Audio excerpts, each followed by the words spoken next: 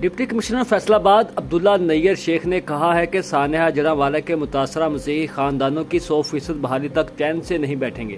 انہوں نے کہا کہ متاثرین سانحہ جڑانوالہ کے بچوں خوشگوار ماحول میں تعلیمی سرگرمیاں جاری رکھنے کے لیے بھی متحرک ہیں۔ اس ضمن میں طالب علموں کو تعلیم جاری رکھنے کے سلسلے میں کتابیں اور سکول بیگز کی فراہمی یقینی بنائی گئی ہے۔ انہوں نے یہ بات نگران وزیر اعلیٰ پنجاب محسن نقوی کی ہدایت پر جڑانوالہ کا ہنگامی دورہ کر کے government MC girls high school cinema چوک میں زیر تعلیم طالبات سے ملاقات اور ان میں کتابیں اور بیگز تقسیم کرتے ہوئے کہی۔ ڈپٹی کمشنر نے کہا کہ تعلیم ہر بچے کا بنیادی حق ہے اور متاثرین سانحہ جڑانوالہ کے مسیحی خاندانوں کے بچوں اور بچیوں کو سکولوں میں ہر ممکن تعلیمی سہولت کی فراہمی یقینی بنائی جا رہی ہے۔ انہوں نے اسکول کے دیگر کلاس رومز کا بھی دورہ کیا اور طالبات سے تعلیمی سلیبس کے حوالے سے بات چیت کی۔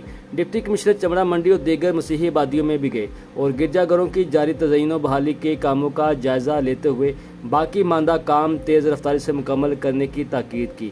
انہوں نے مسیحی مرد و خواتین سے بھی ملاقات کی اور انہیں یقین دلایا کہ زیر انتظامیہ ان کی مکمل آباد کاری تک ان کے شانہ بشانہ کھڑی ہے۔